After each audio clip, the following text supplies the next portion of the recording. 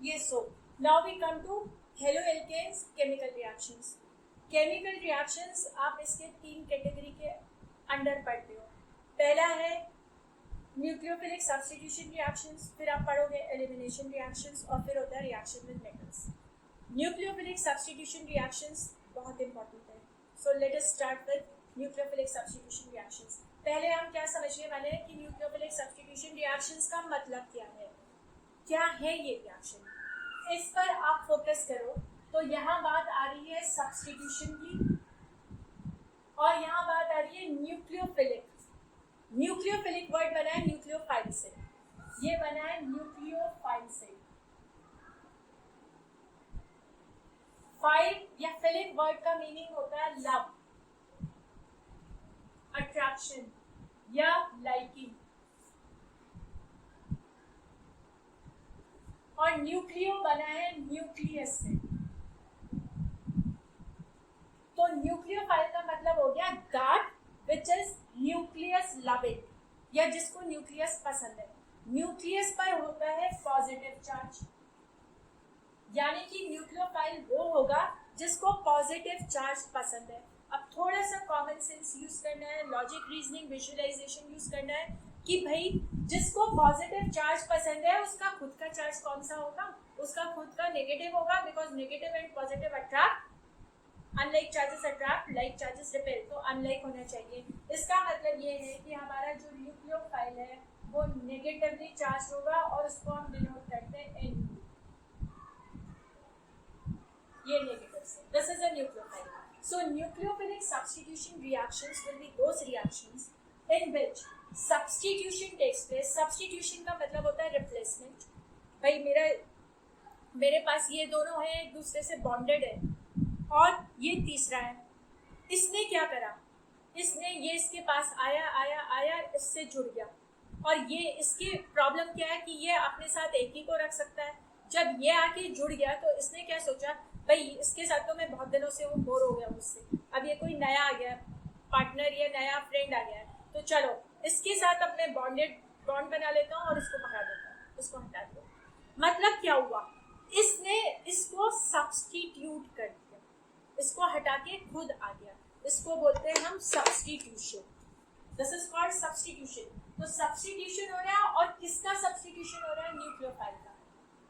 So such reactions are called nucleophilic substitution reactions, in which a substitution takes place by a nucleophile and for a nucleophile. अब जो हमारे ये nucleophilic substitution reactions हैं, ये फिर से दो तरह के हैं. कौन से हैं? SN1 and SN2. SN1 and SN2.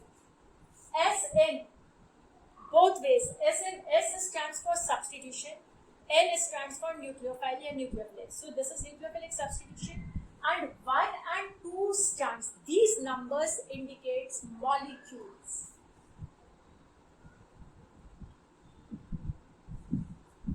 These numbers indicate molecules.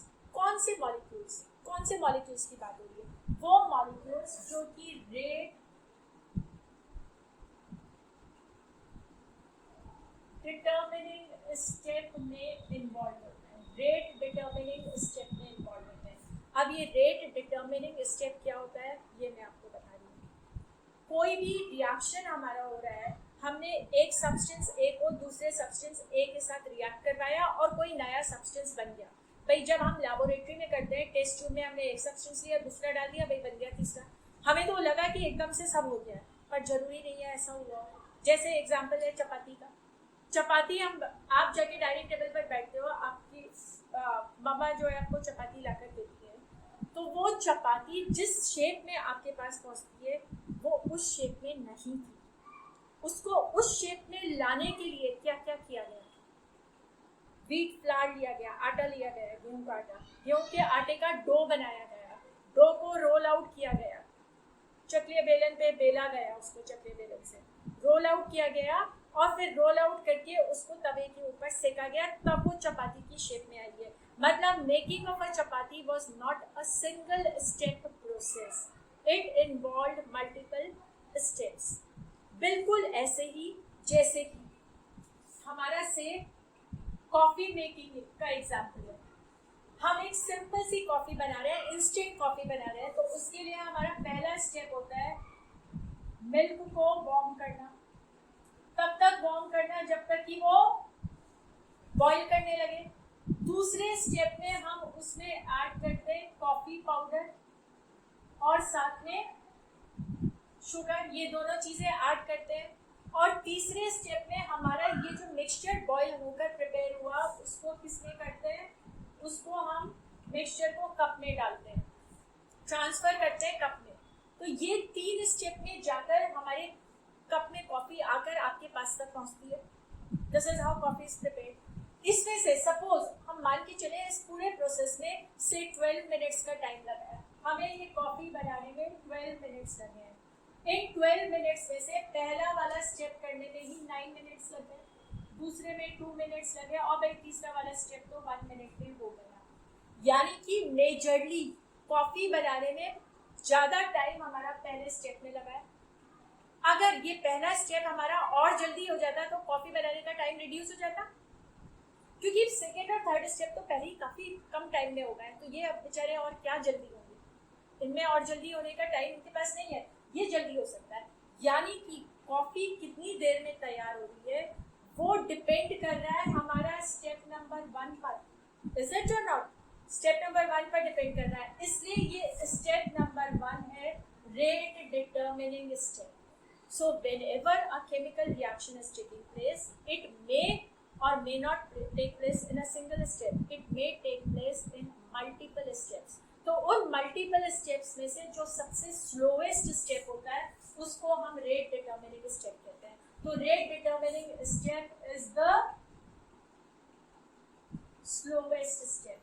ये पहली बात ध्यान रखिए। दूसरी बात, इस एग्जाम्पल पर वापस आते हैं। इसमें हम देख रहे हैं हमारा पहला स्टेप रेट डिटर्मिनिंग स्टेप है, भाई कॉफी कितनी देर में बन रही है, कितनी स्पीड से बन रही है। इस वाले स्टेप में हमारा केवल एक इनग्रेडिएंट इन्वॉल्व है, that is milk. Only one ingredient is involve, that is milk. ठीक है, तो इसी तरह से हमारा जो केमिकल रिएक्शन में रेट डिटर्मिनिंग स्टेप होता है उसमें जितने इनग्रेडिएंट्स इन्वॉल्व होते हैं, इनग्रेडिएंट्स वहां पर कहाँ होंगे, क्या होंगे, वहां पर नंबर ऑफ रिएक्टिंग मॉलिक्यूल्स होंगे। अगर वहां पर एक ही मॉलिक्यूल इन्वॉल्व होता है तो ऐसे न्यूक्लियोफिलिक सब्स्टिट्यूशन रिएक्शन को हम SN1 बोलते हैं। और रेट डिटर्मिनिंग स्टेप में अगर ऐसे 2 मॉलिक्यूल इन्वॉल्व होते हैं तो वो कहलाता है SN2। यहाँ पर एक ही इन्वॉल्व है, कॉफी के एग्जाम्पल में एक ही इन्वॉल्व है, तो कॉफी का एग्जाम्पल जो है वो SN1 का एग्जाम्पल है। It is an example of SN1 mechanism. तो आपको ये समझ आया SN1 और SN2 से क्या मतलब क्या समझते हो और इन दोनों में क्या डिफरेंस है। SN1 का मतलब है न्यूक्लियोफिलिक सब्स्टिट्यूशन, वो वाला रिएक्शन जिसके रेट डिटर्मिनिंग स्टेप में केवल एक मॉलिक्यूल इन्वॉल्व है, और SN2 वो वाला न्यूक्लियोफिलिक सब्स्टिट्यूशन रिएक्शन जिसके रेट डिटर्मिनिंग स्टेप में 2 मॉलिक्यूल्स इन्वॉल्व हैं। तो इसको अच्छे से आप एक बार फोकस करो, इसके बाद हम जाएंगे SN1 टाइप ऑफ मैकेनिज्म पर। देखो इसको, तो अब हम आते हैं अपने SN1 type of substitution nucleophilic substitution reaction पर। SN1 न्यूक्लियोफिलिक सब्स्टिट्यूशन यूनिमॉलिक्यूलर, मतलब रेट डिटर्मिनिंग स्टेप में एक ही मॉलिक्यूल इन्वॉल्व है, एक ही सब्सटेंस इन्वॉल्व है, सब्सटेंस का मॉलिक्यूल इन्वॉल्व है, तो उसको हम बोलते हैं SN1 मैकेनिज्म। और इसका एग्जाम्पल लेते हैं, इसके एग्जाम्पल में हम सपोज लेते हैं हेलो एल्केन। हेलो एल्केन की बात हो रही है, ये रहा हमारा हेलो एल्केन, और इस पर आपको मालूम है यहाँ नेगेटिव चार्ज है, यहाँ पॉजिटिव चार्ज है।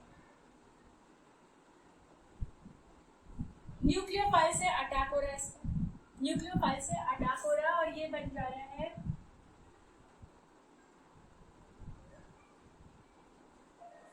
ये रिएक्शन है। तो इसको हम एग्जाम्पल की हेल्प से समझने की कोशिश करते हैं। क्या एग्जाम्पल लेते हैं कि सपोज हमारा ये हेलो एल्केन है, ये अब देखो ये 3 हमारे बॉन्ड्स हैं, ये हाइड्रोजन भी हो सकते हैं, ये CH3 CH3 CH3 भी हो सकता है, कुछ भी हो सकता है, ठीक है, ये कुछ भी हो सकते हैं। तो इस पर फोकस करो जरा, और इसको हम न्यूक्लियोफाइल के साथ रिएक्ट करवा रहे हैं। इसको हम न्यूक्लियोफाइल के साथ रिएक्ट करवा रहे हैं, और न्यूक्लियोफाइल है हमारा से OH नेगेटिव, OH नेगेटिव। तो हमारा रिएक्शन होगा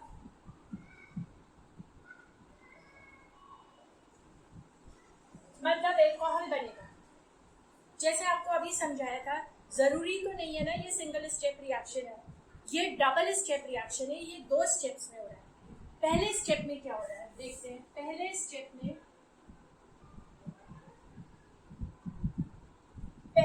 स्टेप में इस बॉन्ड का ब्रेकेज हो रहा है।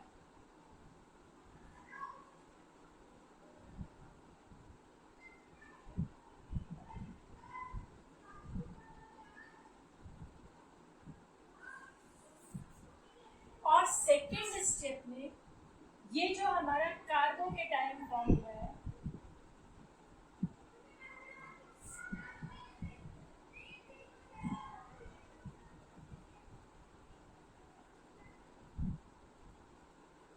this is the slow step, this is the rate determining step, and in this rate determining step we can see only the involvement of alkyl halide।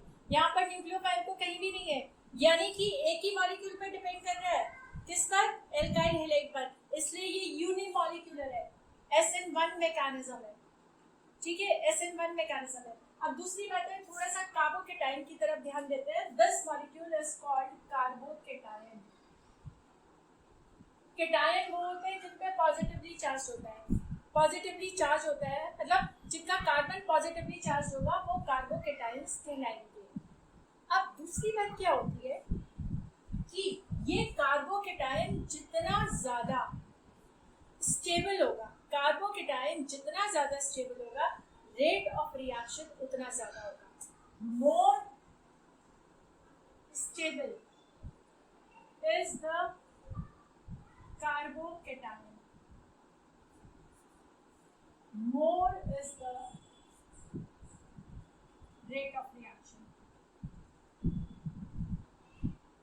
तो क्वेश्चन ये आता है कि इसकी स्टेबिलिटी कब ज्यादा होगी। इसको जरा अच्छे से समझो, ध्यान से समझो। इमेजिन करो एक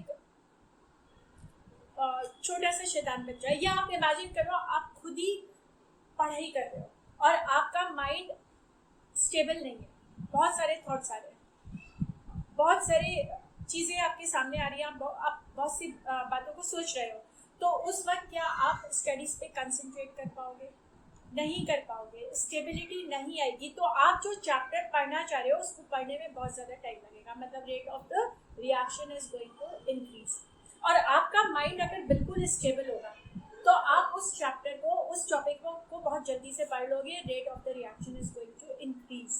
तो वैसे ही कुछ यहाँ पर हो रहा है भाई। कार्बोकेटायन अगर बहुत स्टेबल है तो ये रिएक्शन बड़ी तेजी से हो जाएगा, रेट ऑफ रिएक्शन बढ़ जाएगा। और कार्बोकेटायन अगर अनस्टेबल है, लेस स्टेबल है, तो रेट ऑफ रिएक्शन घट जाएगा। तो हमें ये देखना है भाई इसकी स्टेबिलिटी बढ़ती कैसे है। अब इसको समझने के लिए फिर से एग्जाम्पल लो से सोडियम का। सोडियम का एटम है हमारे पास, ग्राउंड स्टेट में है, इसमें जितने प्रोटॉन्स हैं उतने ही इसमें इलेक्ट्रॉन्स हैं, मतलब ये बिल्कुल स्टेबल है। Ground state is stable state. पर जब ये एक इलेक्ट्रॉन को लूज करके बनाता है सोडियम का केटायन, तो ये क्या होता है कि बहुत ही अनस्टेबल हो जाता है, ये बहुत ही अनस्टेबल हो जाता है। क्यों? क्योंकि इस पे चार्ज आ गया। तो इसकी स्टेबिलिटी बढ़ाने के लिए हमको इस पे चार्ज को हटाना पड़ेगा, इसके चार्ज को कम करना पड़ेगा। तो बिल्कुल ऐसा ही काम कुछ यहाँ पर हो रहा है। ये हमारा जो कार्बोकेटायन बना है, इस कार्बोकेटायन की स्टेबिलिटी को इंक्रीज करने के लिए हमें इसके पॉजिटिव चार्ज को कम करना होगा, इसके पॉजिटिव चार्ज को डिक्रीज करना होगा। और आपको पता है पॉजिटिव चार्ज तो न्यूट्रलाइज होता है नेगेटिव इलेक्ट्रॉन से, यानी कि हमारा इस वाले कार्बन की तरफ जिसके पास पॉजिटिव चार्ज है, इसकी तरफ इलेक्ट्रॉन्स आ जाए तो इसका पॉजिटिव चार्ज कम हो जाएगा।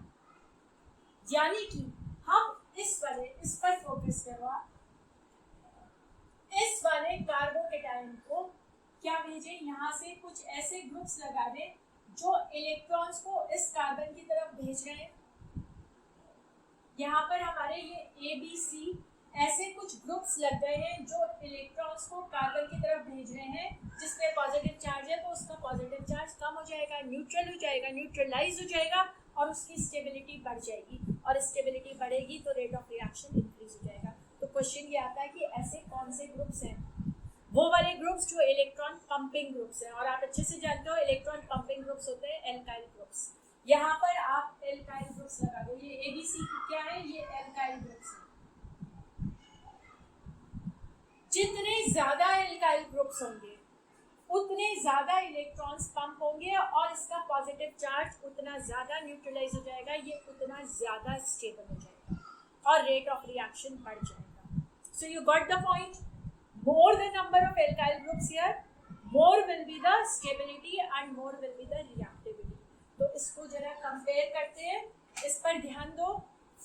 हमारे पास ये वाला कार्बोकेटाइन है HHH है, फिर हमारे पास ये वाला कार्बोकेटाइन है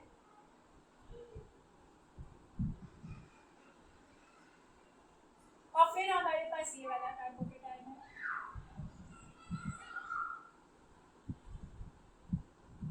और फिर हमारे पास ये वाला कार्बोकेटाइन है। हमारे पास ये अलग अलग तरीके के कार्बोकेटाइन है। इस वाले कार्बोकेटाइन में हम देखते हैं भाई सारे हाइड्रोजन एटम्स है, ये तो इलेक्ट्रॉन्स को पंप करने वाले नहीं। इसमें एक इलेक्ट्रॉन को भेज रहा है कार्बन के पास, इसमें दो इलेक्ट्रॉन्स को सेंड कर रहे हैं कार्बन के पास और इसमें तीन ग्रुप सेंड कर रहे हैं कार्बन के पास इलेक्ट्रॉन्स को। इसमें कोई भी इलेक्ट्रॉन्स को सेंड नहीं कर रहा, तो भाई इसका तो पॉजिटिव चार्ज न्यूट्रलाइज नहीं हो रहा है, ये तो अनस्टेबल है, सबसे ज्यादा अनस्टेबल है। यहाँ पर एक CH3 ग्रुप क्या कर रहा है, इलेक्ट्रॉन्स को भेज रहा है, यानी कि थोड़ा सा पॉजिटिव चार्ज न्यूट्रलाइज हो रहा है, यहाँ और ज्यादा हो रहा है, यहाँ सबसे ज्यादा हो रहा है, सबसे ज्यादा स्टेबिलिटी। और ये कैसा कार्बन है, ये थर्ड डिग्री कार्बोकेटाइन है, टर्शियरी। ये सेकेंड डिग्री कार्बोकेटाइन है, सेकेंडरी, और ये फर्स्ट डिग्री कार्बोकेटाइन है, प्राइमरी। तो थर्ड डिग्री कार्बोकेटाइन सबसे स्टेबल है, इसलिए rate of reaction third degree carbocation के साथ सबसे ज्यादा होगा। तो इसको हम समराइज करते हैं, कैसे समराइज करते हैं, यहाँ पर समराइज करते हैं। SN1 मैकेनिज्म में third degree carbocation will have maximum rate of reaction।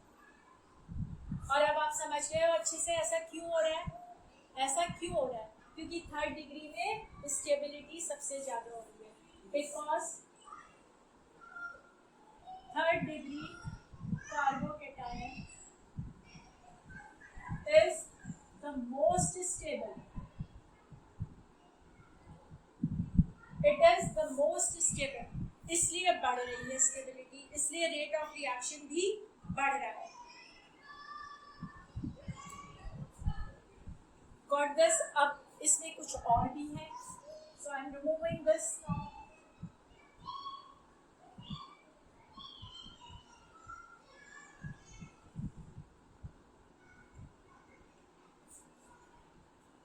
अब अगली बात जो आती है वो ये है कि हमारे पास एलाइलिक और बेंजाइलिक हैलाइड्स भी हैं।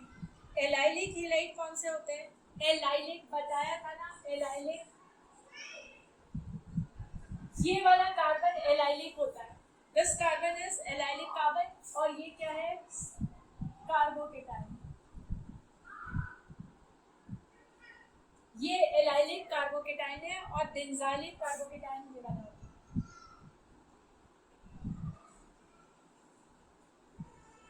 This is benzylic carbocation. इन दोनों कार्बोकेटाइन्स पर आप फोकस करोगे तो आप क्या देखोगे कि दोनों के केस में जो पॉजिटिव चार्ज है ना कार्बोकेटाइन का, वो कुछ हद तक न्यूट्रलाइज हो रहा है या कम हो रहा है। कैसे, ये देखो, ये इलेक्ट्रॉन शिफ्ट हो जाते हैं इधर, शिफ्ट होने से क्या होगा, शिफ्ट होने से क्या होगा, शिफ्ट होने से ये होगा कि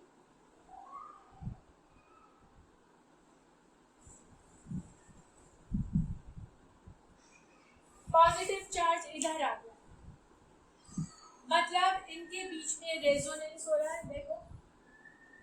और रेजोनेंस आप अच्छे से जानते हो स्टेबिलिटी देता है, रेजोनेंस स्टेबल है, ये रेजोनेंस स्टेबल है। और ऐसा ही कुछ यहाँ पर भी हो रहा है, ऐसा ही कुछ यहाँ हो रहा है, देखो ये इधर चला गया,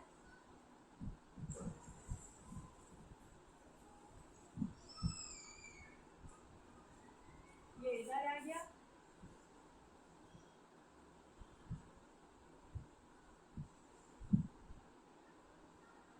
ये इधर आ गया,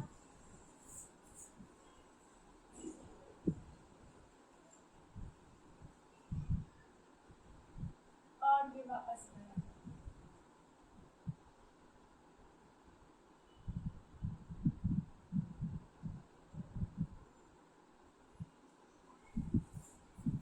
So in both these cases the carbocations are getting stabilized due to resonance। और जब स्टेबिलिटी बढ़ गई है कार्बोकेटायंस की तो रेट ऑफ रिएक्शन इंक्रीज होगा कि डिक्रीज होगा?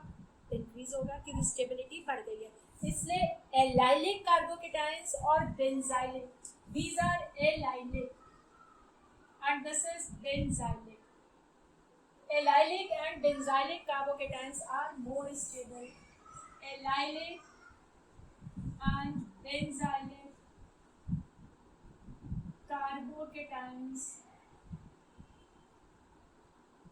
are resonance stabilized, hence higher is